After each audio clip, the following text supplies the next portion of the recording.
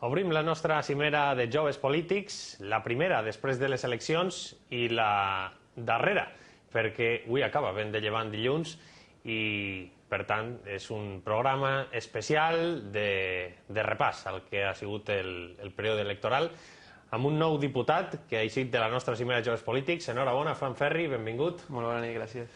Primeres sensacions, Bueno, primeres reunions. Sí, de primeres reunions, ja molt estressat amb les reunions, perquè a banda estic compaginant amb la feina de moment, i aquest dijous ja es constitueixen les coses i ja començarem la feina de diputat en sèrio. Mesures més comentades des que el PP va revalidar la seva majoria a les eleccions han sigut l'aposta pel sistema del anomenat trilingüisme.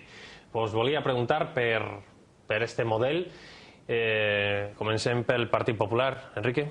Pues hemos recibido, como siempre, una avalancha de críticas, no era menos, es decir, porque estamos acostumbrados a tener enfrente unos sindicatos de profesores muy radicalizados hacia la izquierda. Jo estic totalment desacord amb el que diu el company Quique, perquè a més la proposta del trilingüisme aquesta no atén a criteris dels experts. Els experts diuen que el que hi ha que fer primer és ensenyar la llengua autòctona, després als 4 anys anar introduint l'anglès i el castellà, perquè el castellà, vulguem o no, estem immersos en ell, els mitjans de comunicació estan en castellà, els diaris estan en castellà, les revistes estan en castellà. Aleshores, un xiquet que estudia en valencià i té l'assignatura de castellà continuarà aprenent castellà i el dominarà perfectament. És el que diuen els estudis, no? Els estudis diuen que els xiquets que estudien en immersió lingüística en valencià acaben dominant la llengua valenciana, acaben dominant la llengua castellana i, a més, tenen moltes més facilitats per aprendre una tercera llengua, que seria, en aquest cas, l'anglès. Per tant, pensem des de Compromís i des de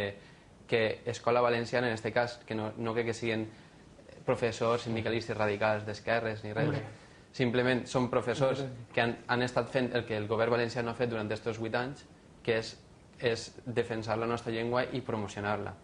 Per tant, el que hi ha que fer és, aquest dijous, després de la Constitució de les Corts, anar per la vesprada a manifestar-se per un altre model que sí que aposta pel multilingüisme, que aposta per que els xiquets aprenguen, a banda del valencià i el castellà, altres llengües, però que ho facin d'una manera que els experts diuen que s'ha de fer.